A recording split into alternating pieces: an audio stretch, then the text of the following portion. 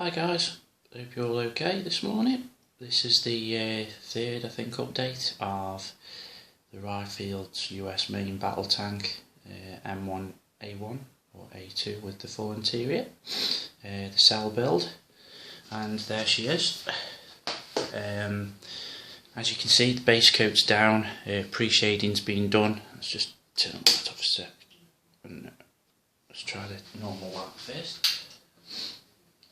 Now, pre-shading's been done, and the base coat's down.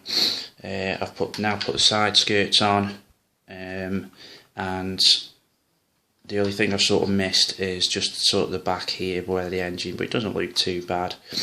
You can actually pose these here in the open position if you like, and then obviously, like I said in the last video, that raised up if possible, but I've done them closed because what I'm actually doing is I'm leaving it all the sort of the upper hull and the turret all loose, so you can actually lift it up and have a good look at the interior.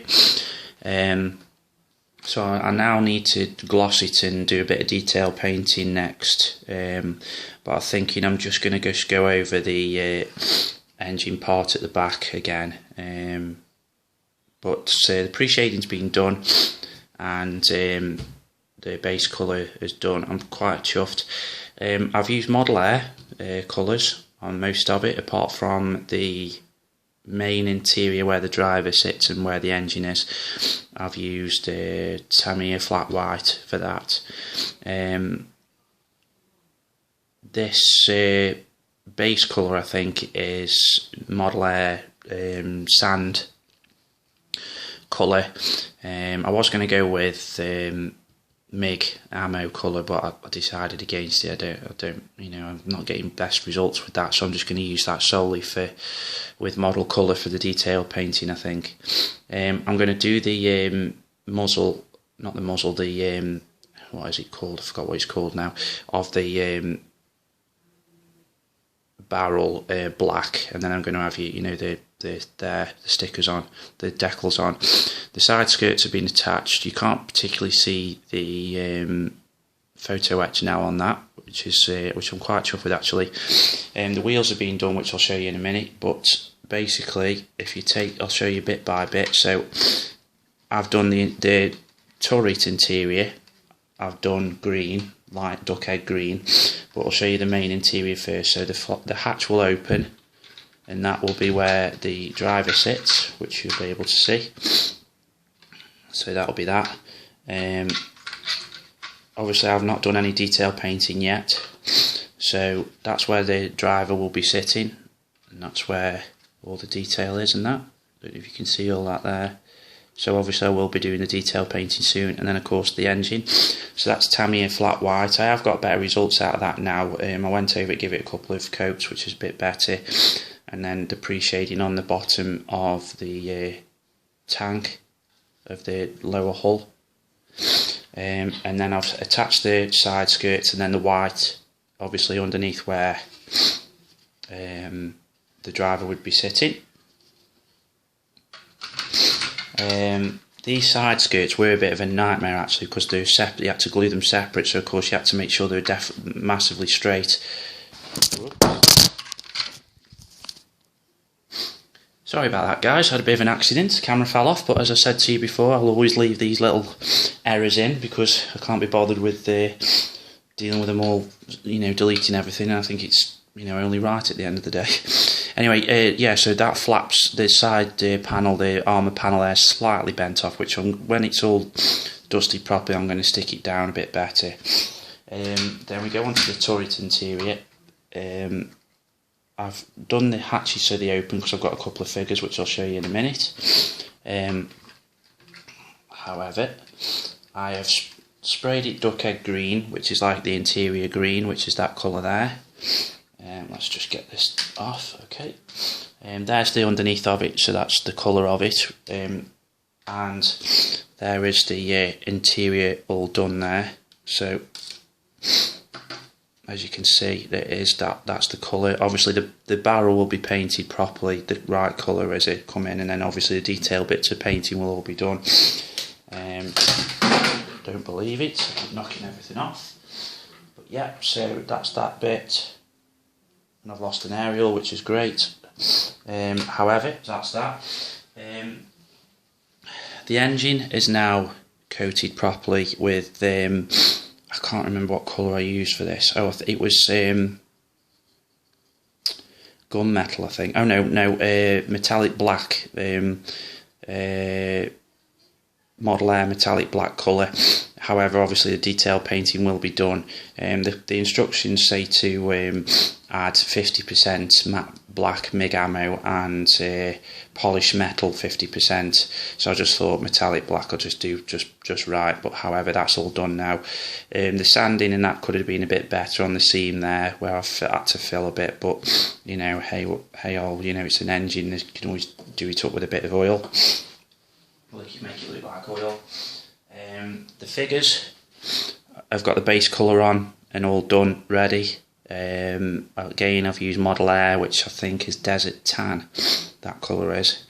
Again, the detail painting will be done on those when I get round to it. They'll probably be done last, depending on how I feel. And the wheels and the laser sort of reflective glass is all being done. That was MIG ammo crystal red I've used, and the wheels have been done with Model Air black. So I shall do that, and I shall try something new, which is one of these templates. I'm going to try doing that and spraying, which I've found they do fit perfect like that, but I shall have to hold them. But again, it's not a massive problem, so I shall do that and get that done. But they're all done. There's no glossing being done yet.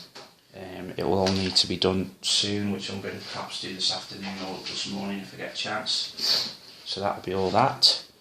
I'm thoroughly enjoying it still. I just want it done now, because it's like I say, a few people have mentioned that their projects, once they've got a project going for too long, they start getting bored, and I think I'm starting to get a bit that way now. I'm getting a bit complacent with it and just want it done really. But you know, it's an absolutely amazing kit. It's one of the best kits I've ever built, to be fair.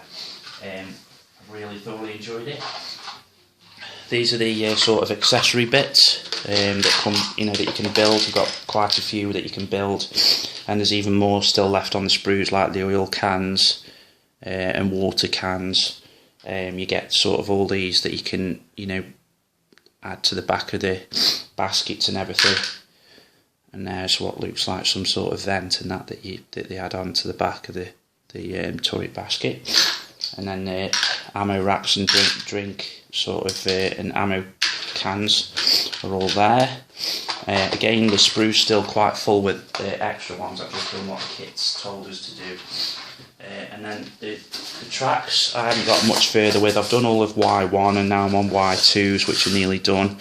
But as you can see, and then the next part will be trying to, you know, cut out the guide horns of the tracks, and then obviously fitting them together on these jigs that comes with this kit.